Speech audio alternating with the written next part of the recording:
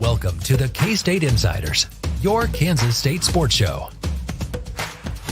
Now, let's head into the studio. Welcome to another edition of the Insiders. It's the gang from GoPowercat. You can see everyone's name. If you're listening on audio, I'm sorry. You know who we are. We're a bunch of talking monkeys.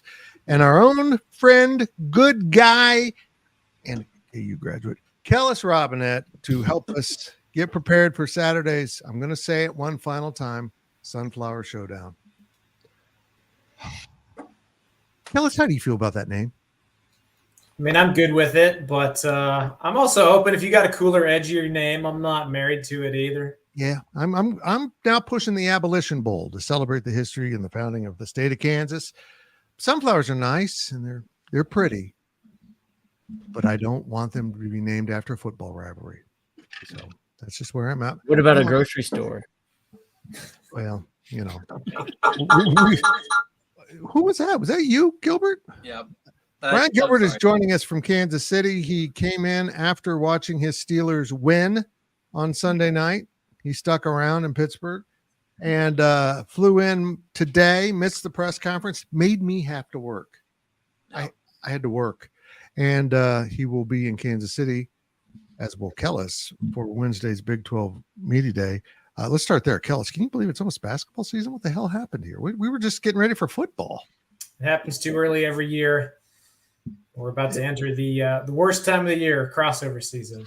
The overlap sucks, but luckily we're through the worst of K-State's travel schedule. Next 4 out of 5 weeks, us media types will be sleeping in our own beds, only going to Houston in there, and then, of course, closing the season at Iowa State.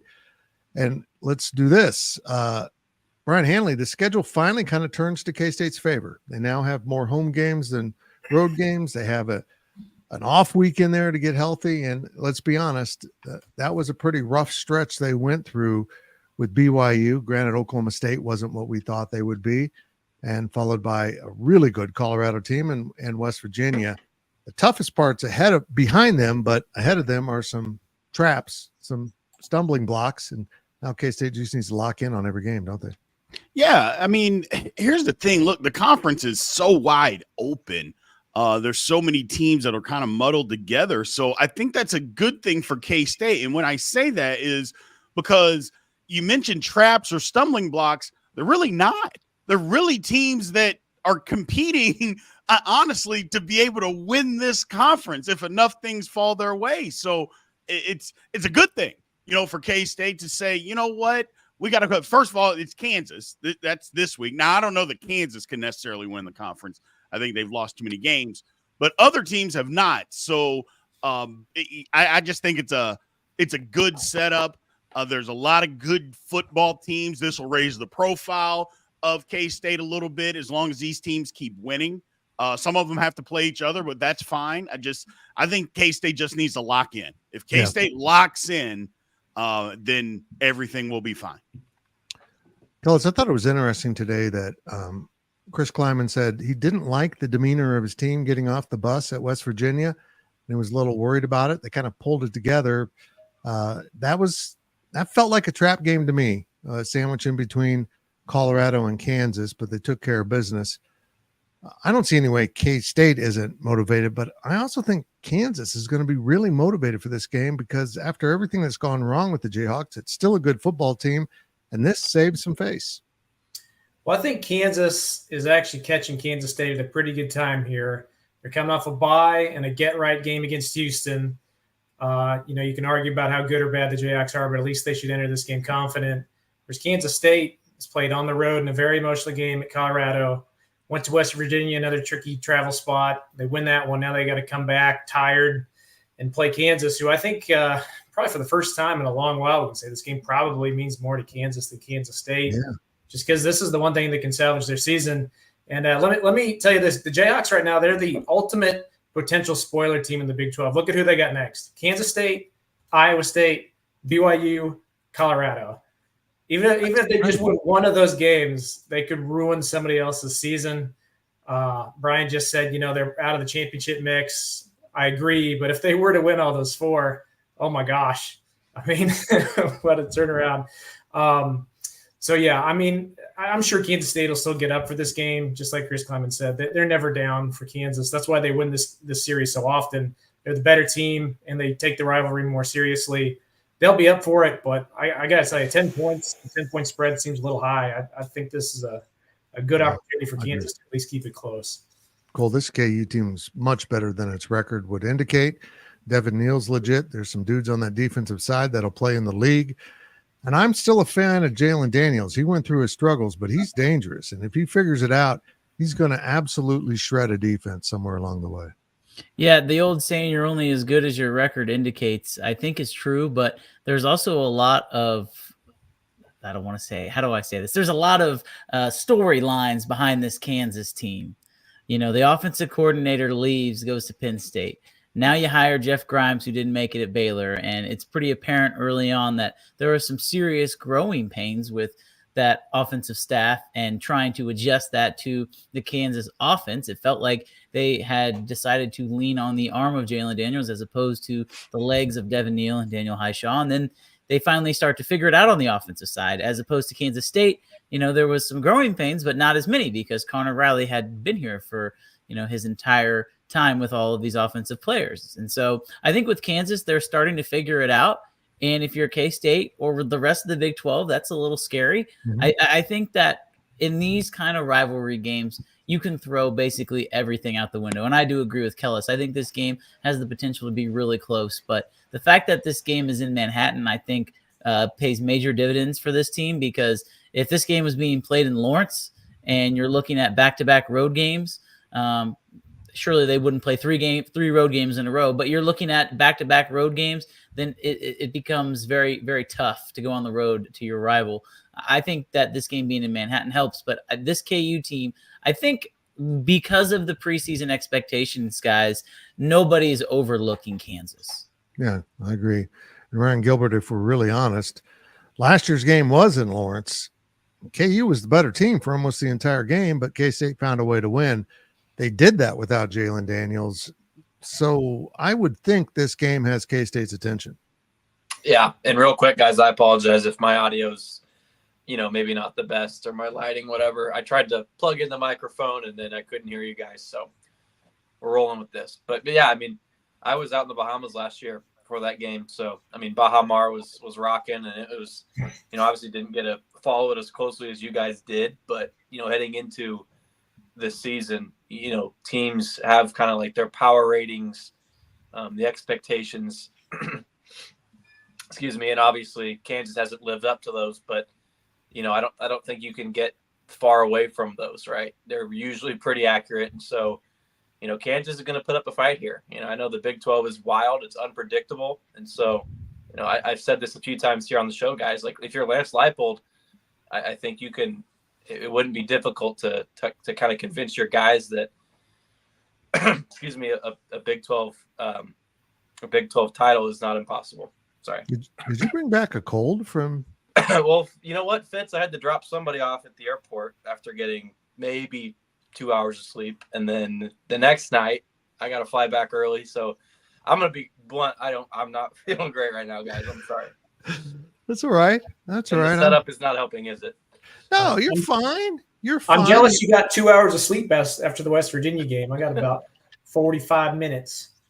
Dang. I went with zero. I managed to get zero.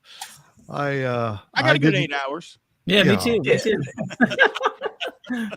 They rolled with the post-game podcast, those two and Monty Spiller, and then just went to bed. Right just called to it a night. That's beautiful.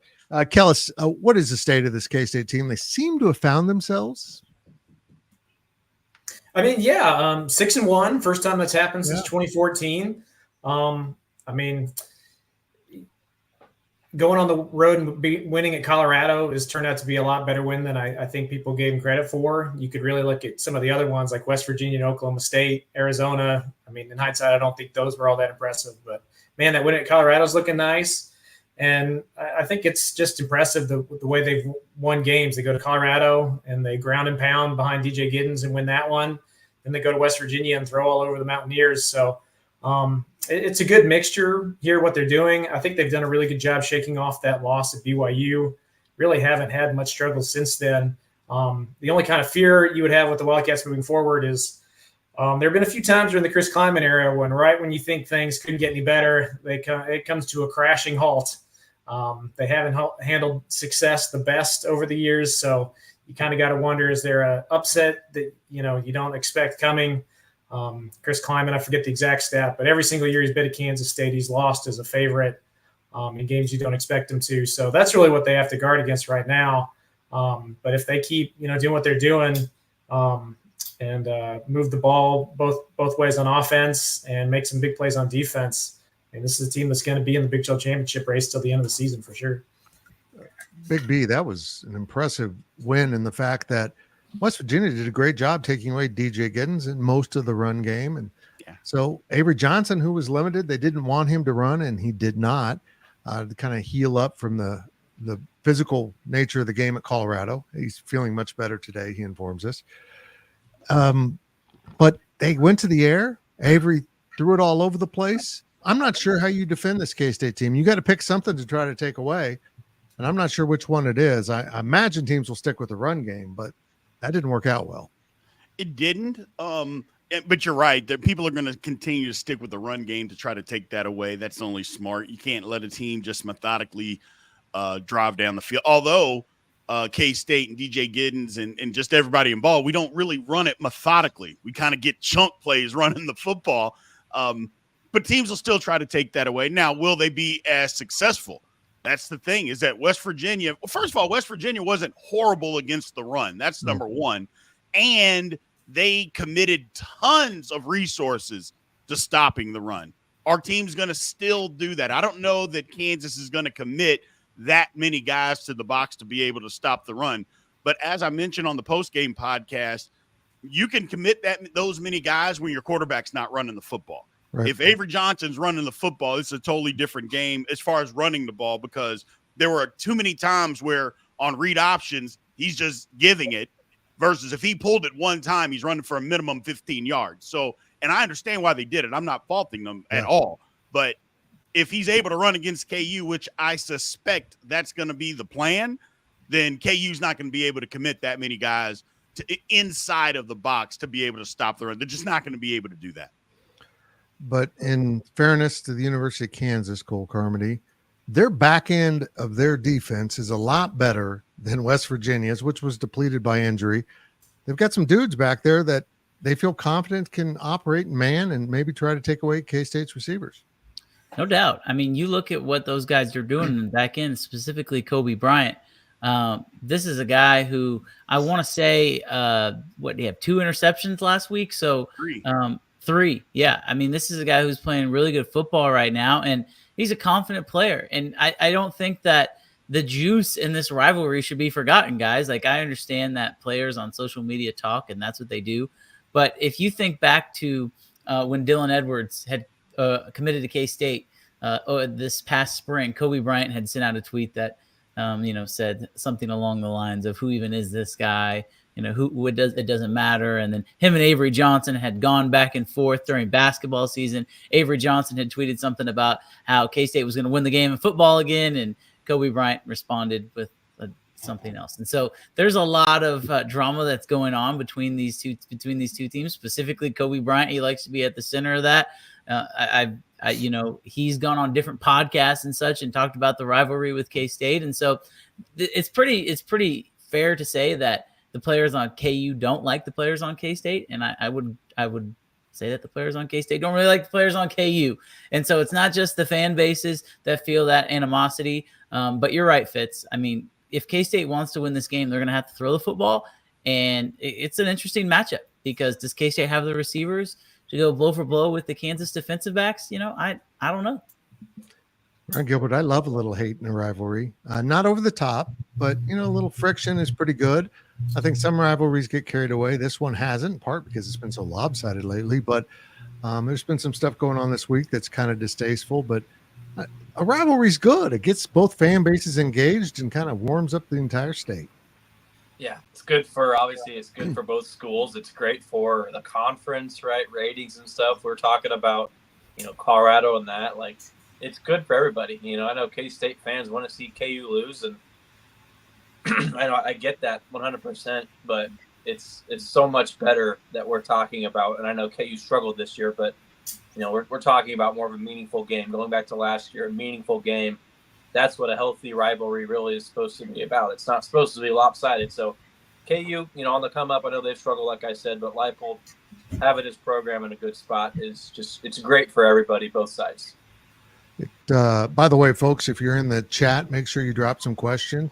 Help me out. My brain's half functioning after all that travel. Kellis, what is KU's path to victory? Well, if they keep doing what they've been doing the last couple of weeks and knock out all of KU's best players with injuries, they'll win pretty easily. I think that's a little underrated reason why they've won these last few games. They don't have to play Travis Hunter for a half. They don't have to play Garrett Green for a half. Ryan Gilbert in the press box had probably the smartest thing I've heard anyone say ever when they announced Garrett Green was out. And he said the spread was only 7.5. I don't remember. I don't know how much money you put on that, but $10. Oh, okay, $10. When you said that, I was like, man, there aren't many bets where I say, man, that is a mortal lock. But that was a lock. What did they win by?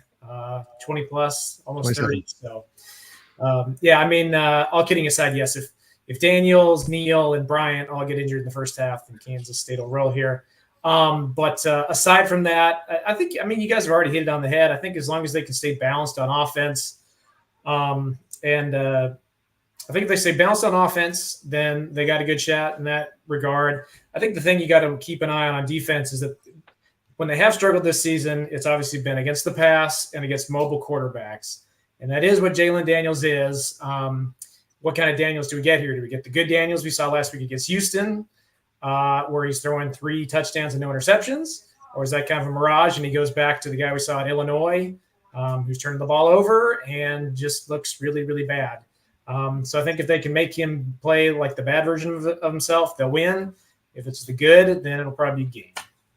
Big B, what is KU's path to victory? Go ahead. No, I was just going to say, the thing about it is that Jalen Daniels has played worse than just one football game this year. Yeah. He it's not like it was just the Illinois game. So he's played bad in several football games. He's played good in one. And you could say that definitively. Other than that, I know he's made some plays, but he hasn't played great or even good in a lot of these games. And also the KU defense, let's keep this in mind, they gave up 5 fourth-quarter leads to lose football games. So while we're talking about – and look, I know you guys know I can't stand KU, but I'm just going to tell the truth. It is what it is. While we're saying, yeah, they played good against Houston, let's keep in mind they gave away these games because their defense couldn't stop offenses that are not as good as Kansas State. So I just want to make sure that we're on the same page here. Kansas is a very, very dangerous football team. They absolutely are because they're ultra talented. But let's also not forget what they have been this season. Yeah, Cole, you said it. You are what your record reflects, and I always believe that. But I also think KU went through an off week and a get healthy game. Houston was the perfect team at the perfect time for the University of Kansas, and they got him on their, quote, home field, which was Arrowhead. But they did get some confidence back with that win, and they did play much better.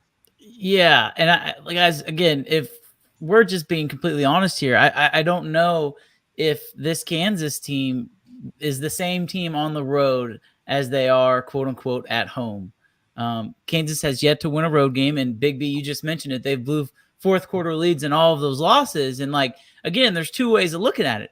The one way you look at it is you say, well, they had a lead in the fourth quarter. They should have won. And then the other way of looking at it is, well, they didn't. And so I don't know. I'm no math expert, but when I see 1, 2, 3 losses on the road, all in the same exact type of situation, that feels like a trend.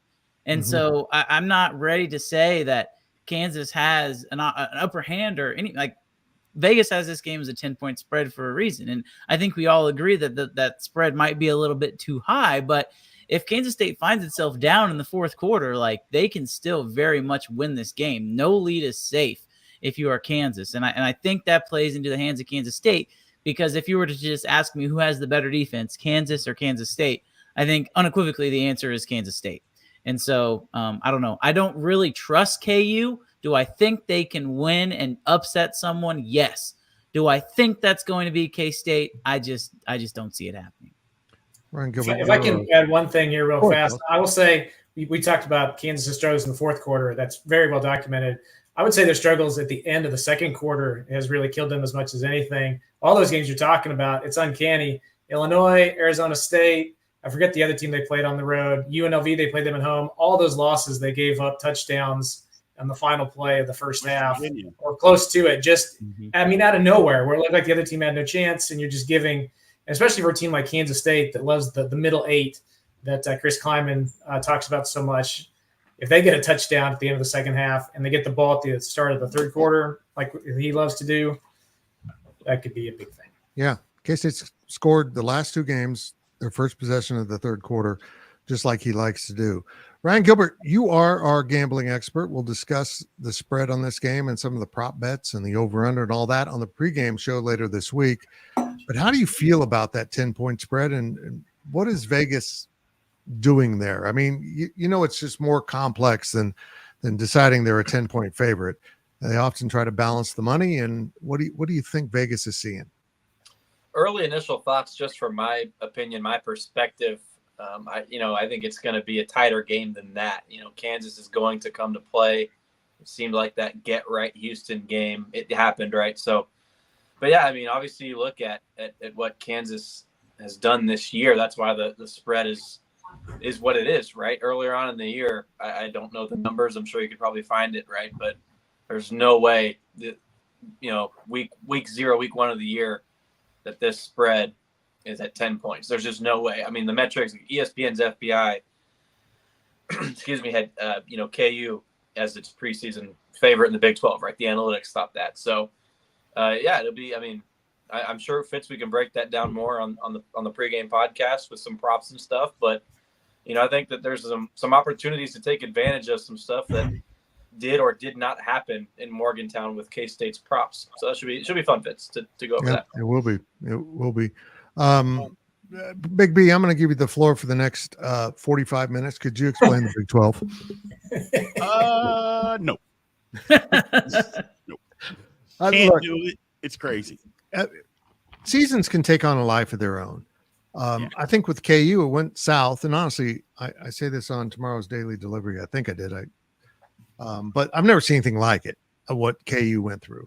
It was just bizarre. And I feel like BYU's has done the opposite. I don't feel like BYU is an awesome football team, but they're playing like it and they believe they are. And sometimes that's what counts. Yeah. I mean, the thing about it is that you talk about certain things and we talk about how talented KU is, and they are. And we talk about how well coached they are, and they are.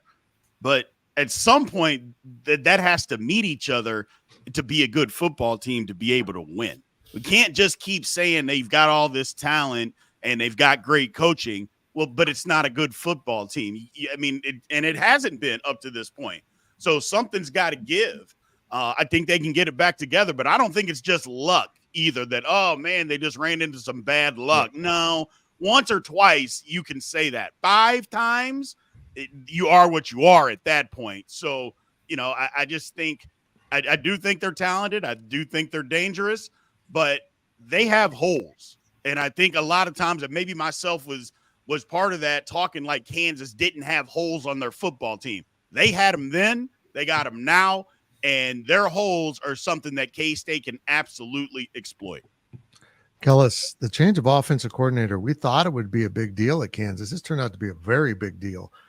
They seem to maybe be finding a new identity, but they just aren't the same team offensively. And I think Andy Kotelicki had so much to do with it. He's such a brilliant coordinator, and he's proven it at Penn State.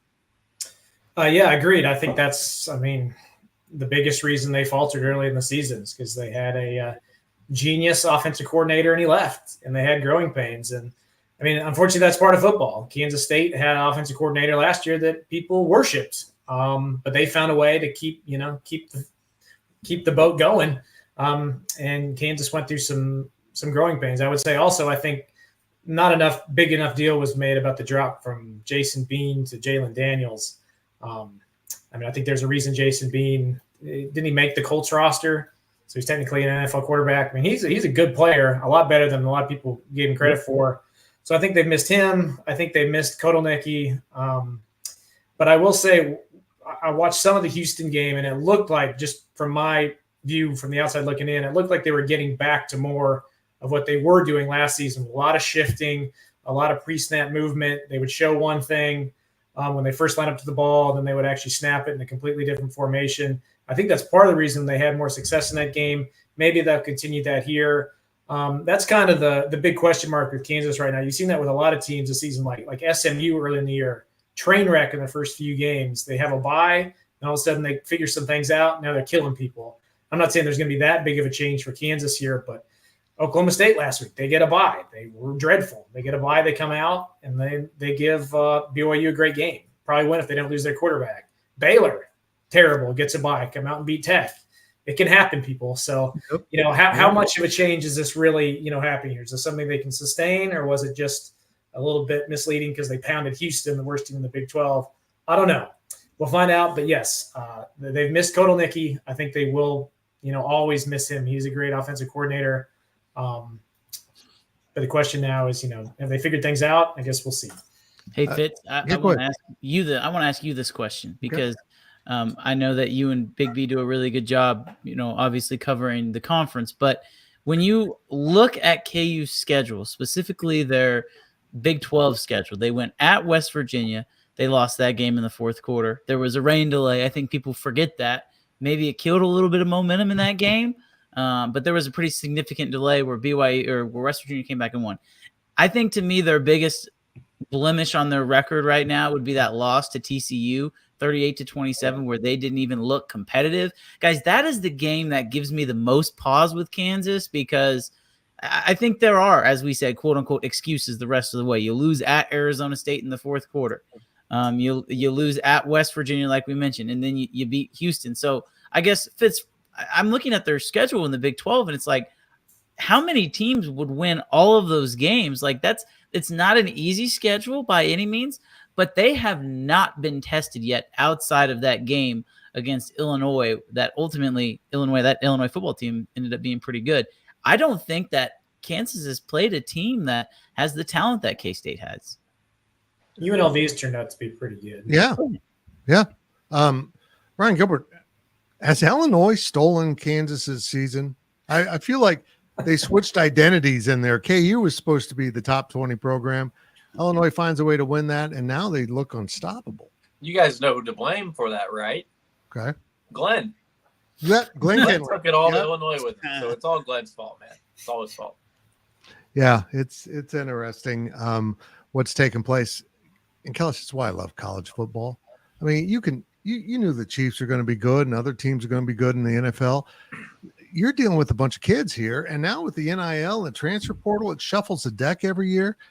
College football is chaos in every conference, in part because of realignment. But we're going to see some interesting things shake out in this conference over the rest of this season.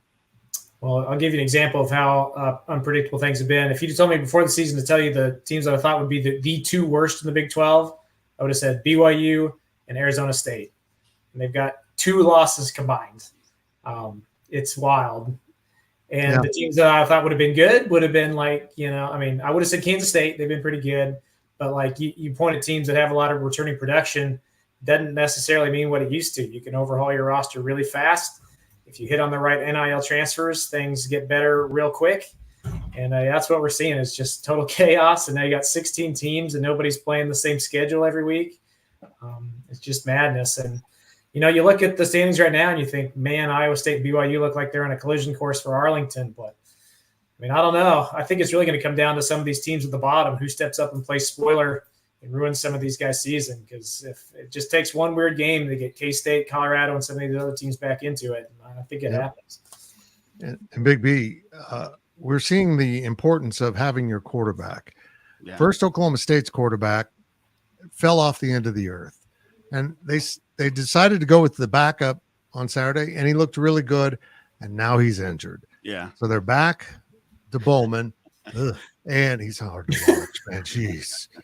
He tried to give that game away. Even though they took the lead, he tried to give it away. Alan Bowman's such a bad quarterback, he might make me a soccer fan. And Utah had the Cam Rising injury. I would say Utah's got more problems than just that. But yeah, those are two programs, like Kellis said, we would have thought that could be the Big 12 championship game, and they might end up being the two worst teams in the conference. It's crazy. Yeah, it's just nuts. Look, and back to Kellis's point, and both of y'all's points, just all over college football, the transfer portal is a mess. I mean, you look at the SEC. If you'd have told me that Vandy would be in the position that they're currently in after beating Alabama, you could have told me, you give me $1 million if it were to happen, and I would have said, okay, whatever. I wouldn't even take your money. And here we are, and that's exactly what has happened. It's different now, and I think the more people embrace it, look, the Big 12 is a perfect example. Arizona State was terrible. They embraced the transfer portal, brought in the right guys, and here they are. Cincinnati, same thing. They hit on the quarterback, and the difference is Cincinnati hits on their quarterback, they're good. UCF, they miss on their quarterback, they're not any good. So it's like you said, Fitz, it's just these conferences, you got to have a quarterback. You can change your fortunes quickly now because teams can't just hoard 4- and 5-star guys on their 3 deep. You know, those guys want to go play somewhere else, and they do. So to me, it just makes it more competitive. I love it. You're never going to hear me. I think there needs to be some rules. Don't get me wrong, but I love it. I think it's great. It's good for college football that there is more parity. The top team shouldn't always win every year, and we're starting to see some of that. This conference is the perfect example of that. Well, let's go to the chat because this is an interesting point. Do you think that the talking heads of ESPN are giving the Big 12 less attention because they were so wrong about Okie State and KU, and BYU and Iowa State and K-State now being good? Look, Kellis, I thought coming into the season, what happened here? That was correct, by the way. Yeah. No matter what happened in the Big Ten and SEC, and we've seen some chaos, it's because they're so good. It's the same thing that we talk about in Big 12 basketball. There's an upset. Oh, it's because the league's so good. And now when we're seeing a little chaos in the Big 12, it's because, the league's horrible. Yeah. I don't buy either one. I know it's to the Big 12's advantage in hoops, but I think we see from what happens in the NCAA tournament that sometimes these perceptions are just completely wrong. I don't think Big 12 was, at the end of the day, the best conference in basketball last year, and the upsets meant something. And I think the upsets in the SEC and Big 10 mean something. And maybe those conferences aren't quite as good as ESPN wants to give them credit for. Yeah, I mean, Alabama is a perfect example. I mean, people just think they're, God's gift to football, but how good are they really? They lose to Vanderbilt. They should have lost to South Carolina. Struggled with South Florida. Who'd they just now lose Tennessee. Yeah, Tennessee. I mean, they might not make the playoff. I mean, the experts will find a way to get them in there no matter how many losses they have. But I don't think there's any kind of grand conspiracy against the Big 12. I mean, it would behoove ESPN for the Big 12 to be good. They televise their games. Kansas State's been on major networks more than anybody this season. I mean, you look at conference realignment, people were saying, oh, no, the Big 12's not going to get any attention. Kansas State's been on – they're going to be on 8 straight games where they're on ESPN, Fox, or ESPN2. Primetime slots are getting more attention than ever if you look at it from that perspective. But I do think for just whatever reason, Big 12 has always been viewed as behind the SEC, behind the Big 10. And it is a little – it annoys me a little bit when I see people say, like, when Iowa State starts the way they do, oh, well, they haven't played anybody. They went on the road and beat Iowa. They're not nobody. They've got some decent wins. BYU goes out of conference and beats SMU, and they beat Kansas State. They've got some okay wins. It is just a little annoying that people sit there and say Big 12 hadn't played anybody. They have. It's a little bit more balanced top to bottom than some of these conferences. And really, I think what the Big 12 needs now is, without Texas and Oklahoma, they need somebody to step up and be like that big dog in the conference that other people across the nation all pay attention to, no matter how good or bad they are. For whatever reason, Colorado kind of has that right now with Coach Prime. They haven't been really good enough to back it up, but maybe down the road that's Kansas State, maybe it's Oklahoma State, Iowa State, whoever. But I think once that gets established, you'll see some of the bias slip away. Right. I would agree. Ryan Gilbert, I'm going to ask you one more thing, and then I'm going to tell you to go to bed. This league, I honestly don't know if it's good or bad. I really don't. But the playoff now makes it tangible for a league to be able to prove itself and show that it can compete. Because I think the national perception would be if the Big 12 has to play the third best team in the SEC, the third best team in the SEC is going to win. I don't accept that, but the Big 12 champion better win that game. Yeah, absolutely. This is the chance, and you would hope that obviously, Big 12 can get more than just one team in, and that obviously increases your odds of winning. So yeah, Fitz, I'm not gonna lie, man. I appreciate you. You're gonna let me go. Plus there's 4 really good looking guys in this, and you. So we're gonna really help the demographic here. Big B is really the one that's just making me blush, though. I mean, Big B is a very handsome guy. Oh, for God's sakes, I'm kicking you out. But he is. But still, go to bed, Gilbert. Go to bed and dream of your Steelers, you weirdo. Man, how long did you party after they won last night? No, I walked back to where I parked and went and slept for maybe 3-4 hours and had an early flight. So no partying. I didn't drink. I don't drink. I just stood up in the rotunda as Acrisure and watched. And yeah, so I didn't party. I was very calm, but it just weekend, man. I don't know if I'm sick or what. Maybe I caught a case of the Fitzes. Oh crap! You got prostate cancer. That's horrible. That's your age. That's really unexpected. Thanks, Ryan Gilbert. Thank you. You bet. Fitz, okay. I'm looking at the standings here, and I think this is a perfect topic for what we're talking about right now, guys. So really, there's 7 teams I think that are still alive for Arlington. I think it's going to be real hard for a 3-loss team to make it to Arlington. Some crazy stuff would have to happen. It's not out of the realm of possibility, but some crazy stuff would have to happen. We'd have to get to tiebreakers. So of the 7 teams that have 2 losses or less, it's Arizona State, it is West Virginia, it is TCU, it is Colorado, Cincinnati, Texas Tech, K-State, Iowa State, and BYU. Sorry, 9. So there's 9 teams. Of those 9 teams, I think you can eliminate TCU and probably West Virginia, which gets you down to the 7. So of those 7 teams, who do you trust the most? Well, BYU right now, I think. Kellis, is BYU for real? I mean, I don't know. They're the weirdest team I've seen. The metrics don't like them. Even when you watch them on TV, they're not the most aesthetically pleasing team. But they get outgained. Their success rate isn't great, but they keep winning all these games. So, I mean, you can't argue with those results. My thought on BYU is they're going to get to Arlington and lose to whoever they play. Yeah. Maybe I'm being a hater there, but I think that finally catches up with them there. I've said all along, I think the winner of Farmageddon, Iowa State, Kansas State's going.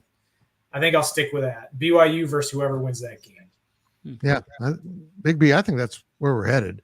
If K-State can take care of things. And people are like, well, Iowa State should have lost last week. That would have helped K-State. No, it doesn't. Mm-mm. I mean, even if Iowa State's got 2 losses and then beats K-State, they've got the tiebreaker. They're going to get in over K-State if that even accomplishes that task. But, oh my gosh, the tiebreakers better be set in stone and figured out, because this is going to come down to it. I think BYU might run the table, which is great for the conference.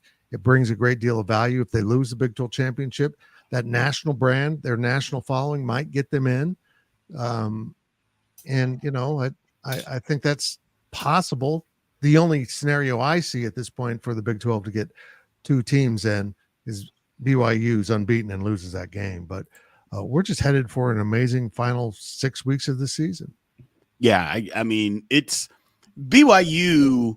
It's kind of what Kellis said. Just you watch them play. Like, there's no reason they should have won that game on Saturday. Oklahoma State outplayed them the entire football game until the last minute 3 seconds, and then they lost.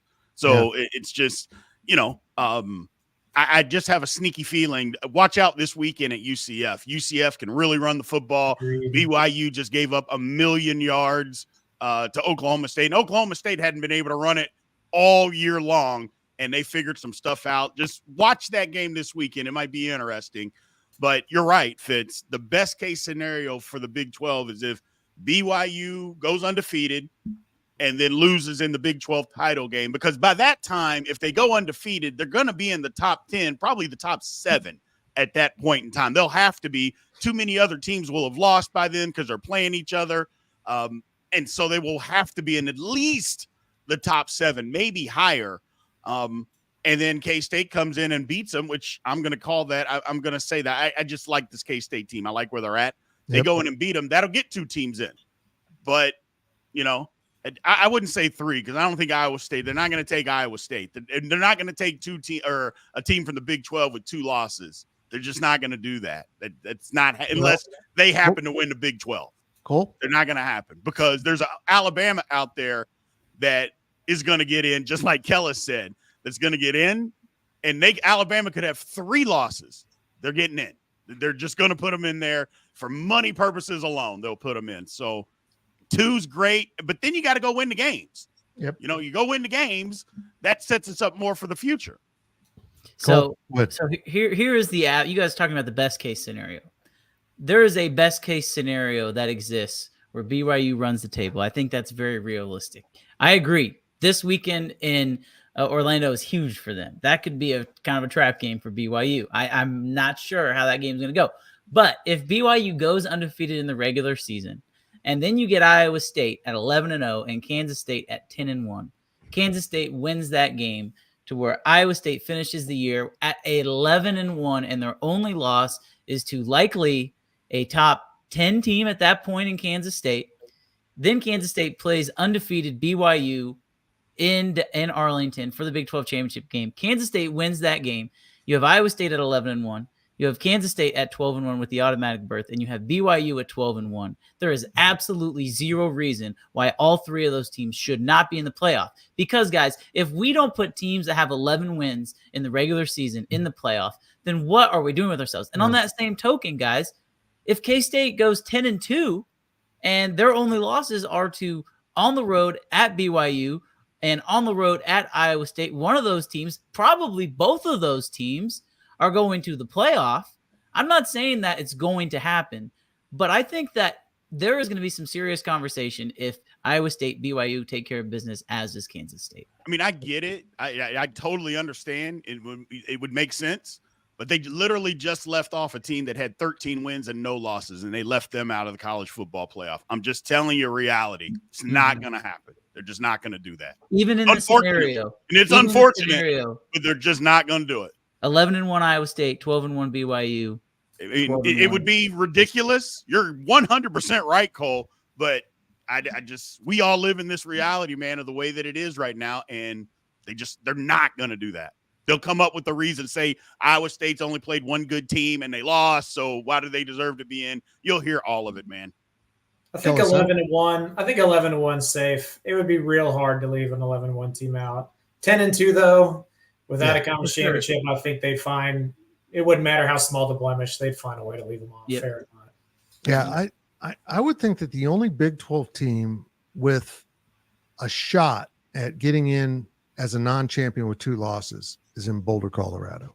Yeah, if they run the table the rest of the way and only have 2 losses and are playing at a high level, look, when we all covered that game out in Boulder, I'm looking at CU thinking, I think this is a pretty damn good football team now.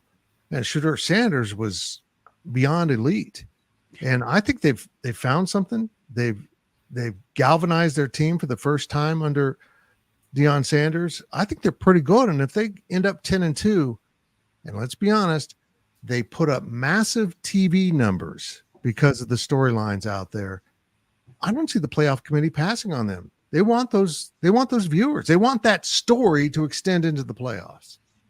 I agree. It's not fair, but I agree. I think if Colorado, like if it was Colorado or K-State in the same boat, I think they'd give Colorado more of a look than K-State. And I would think the same thing if, like, I know they got a long way to go here, but if like Army or Navy somehow win the AAC or not, or if they're in the at-large conversation, I think the committee would bend over backward to do them a favor. Oh, most other teams. Absolutely. It's just the way Especially it is. Rich Clark. Hey, Kellis, if they both, I mean, obviously one of them's going to lose, but if the one goes undefeated and one has a loss, you're telling me, and it's a close game, that I don't think that both would make it, but one of them would just be just on the outside looking in. Just on the outside looking in if that were to happen. I'm telling you. It's just it's not fair. You're exactly right, but I mean, we just saw it last year. I mean, the team goes undefeated and they say, well, their quarterback was hurt, so we're not putting them in. Undefeated, 13 wins, conference champion, Power 4 conference, and nope, can't make it. Not going to do it. Crazy. But they don't play each other until after the bids go out.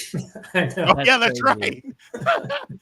I don't have any clue what the committee will do. Do they leave an at-large spot open and say we're going to have to designate this at a later time because the games aren't complete? I mean, they could revert back to an SEC team if they don't, the outcome of that game isn't what they thought it would be. But look, as a fan of chaos, you guys are singing my stories here because I love that. I love the idea of the committee not having all games complete. I love the idea of the committee having to make the choice to leave out a one-loss Big 12 team, whether it's a second or third bid. I love the idea of Colorado at 2 losses, not being in the championship game and probably getting a bid. It's all about money and advertisers and viewers, and all of this brings that for them. I don't know. And I'm sorry, if the one-loss team is Iowa State, they're going to look at them and say it's Iowa State, and it's not fair. It's not right. They'll do the same to K-State. Don't get me wrong. Yep. But if K-State has one loss, they're going to be Big 12 champions. So I'm intrigued to see what they do with this 12-team playoff. I just really am. Is it possible that a 12-1 BYU gets left out of the college football playoff, but a 10-2 Colorado gets in? 100%. It's about money. Can't forget that. I want to say no, but man, 100%. I guess it depends who they lose to.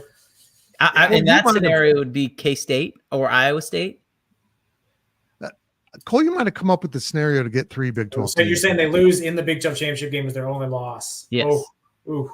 I mean, if it was an ugly enough loss, sure. Yeah. If that's finally the game they get exposed, yeah. I mean, that'd be.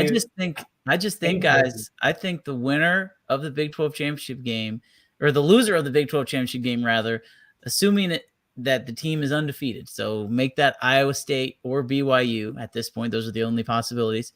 Has to get into the Big 12 championship game because you cannot punish somebody for going undefeated in the regular season unless there is a significant injury, as Brian had already mentioned, like Florida State last year. And really, again, I think there is an avenue that exists where 3 teams can get in, but I mean, I just want to see 2. At this point, just give me 2 because, I think K-State is good enough. Again, I kind of goes back to our original conversation, guys. Like, right now, I think K-State's the most talented team. Are they the best team? I don't know that. I think they're the most talented 1 through 22 offense, defense. I think K-State has the most talent of the teams that are fighting at the top of the Big 12. That doesn't mean that they're going to win it, but it means that they have a good shot. And if you look at the betting experts, K-State is still listed as has the second best odds to win the conference. And, I know Ryan talked about that last week, but that's for a reason. And so I think K-State can do it. But I think if they beat an undefeated team in the Big 12 championship game, then that team should get in. Well, here's a quote I'll share from somebody anonymously I heard over talking to the West Virginia crowd after the game. They were saying, it's interesting. The only games West Virginia's lost to this year against undefeated teams, Penn State, Iowa State, Pitt. And after this person got done saying that, they said, but the best team we played was tonight, Kansas State. I think they're way better than all those other teams. So that's just from a random fan out there, but there's some respect. Need to put that person on the committee.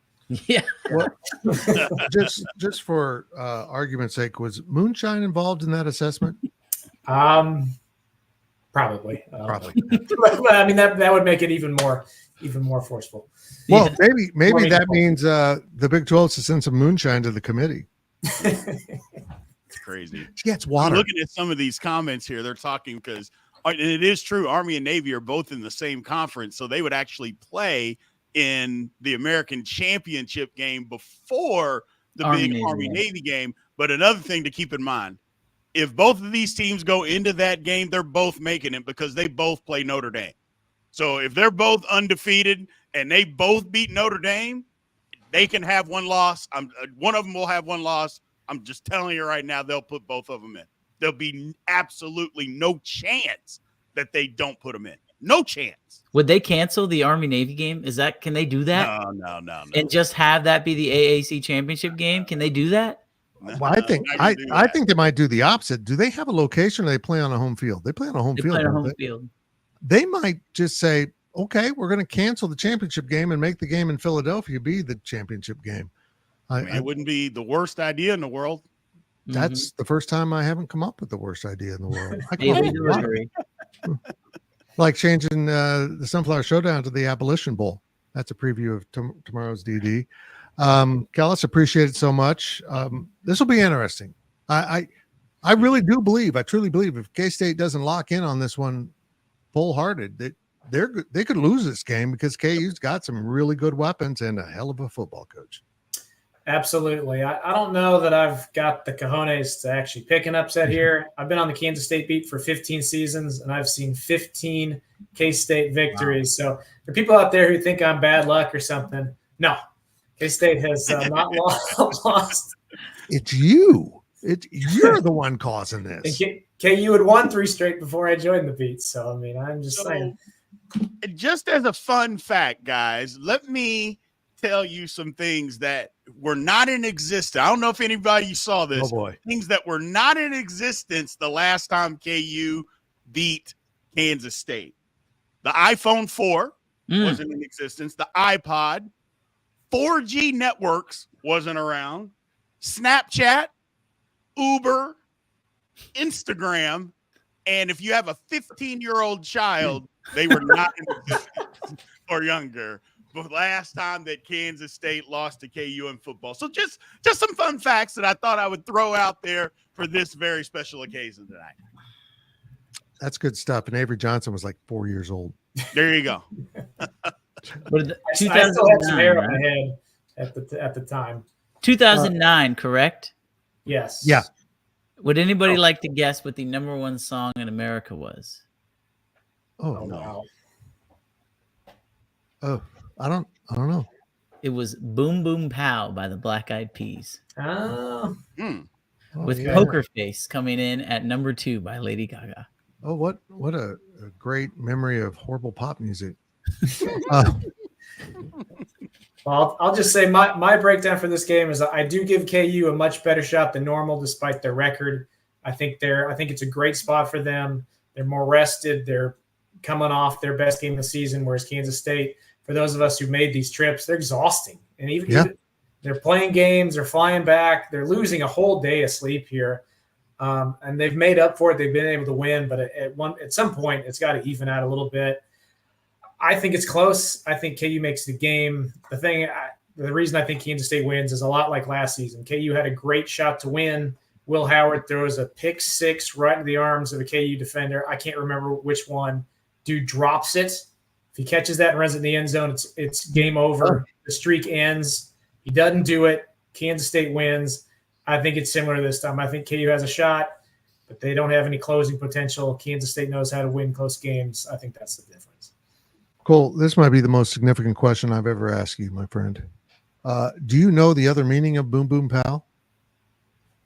I have absolutely no idea. Following the emergence of that song, Boom Boom Pows were served all over Aggieville. It was 2 shots and a bomb that you drink Boom Boom Pow. Oh, okay. It wasn't a good move for anyone, but it did happen. Did you try some, Fitz? Oh, I was going to say, wait a minute. Hold on a second before you say it's not a good move. Hold on. Yeah. I did some Boom Boom Pows. Again, wasn't a wise move, but man, that's been a while, and it's kind of amazing how long it's been. Big B, we got the Big 12 Insiders tomorrow with the ranking show. It's going to be it's sorting itself out a little bit, isn't it? It is. Some movement happened with Texas Tech just falling all over themselves. Baylor not quitting, getting a little bit more credit probably from me than other people are going to give. You kind of the Big 12 conference is you're starting to see it. It's like Utah's falling on their face. Oklahoma State can't figure it out. They played the best game they did of the season, and they still couldn't win. So it kind of is what it is, man. I'm enjoying covering all of this. It's a lot of fun, man. A lot of fun. I agree. Kellis, appreciate you joining us. We do this every week. You got to be our guest insider. And you did a good job. You didn't curse. You wore Chief stuff. You snuck a little red on the show, but that's acceptable red. I almost changed because I thought somebody would be like, "Oh, he's intentionally wearing red here," but I'm like, "That says Chiefs on it." His shirt says Kansas, everyone. His shirt says Kansas. Yeah, right. We'll see. City. I'm just proud. I've got 4 boys. I closed the door of my office. I said, "All right, boys, I'm going to be on a conference call for the next hour, so leave me alone." I thought for sure we'd get interrupted. So, and we almost had a dog bark, but she held off. It's kind of a miracle. But that's it for the insiders. We appreciate everyone watching. We had a big crowd in here tonight. We've got the PowerCat podcast coming up later this week. 3 of us will be on that. And then, of course, we'll have the pregame show. And then Monty Spiller and Cole Carmody always wrap up our week with the Friday walkthrough. We appreciate everyone's support. I'm Fitz, and we're out. Thank you for watching the K-State Insiders. This has been a GoPowercat.com and Spirit Street production.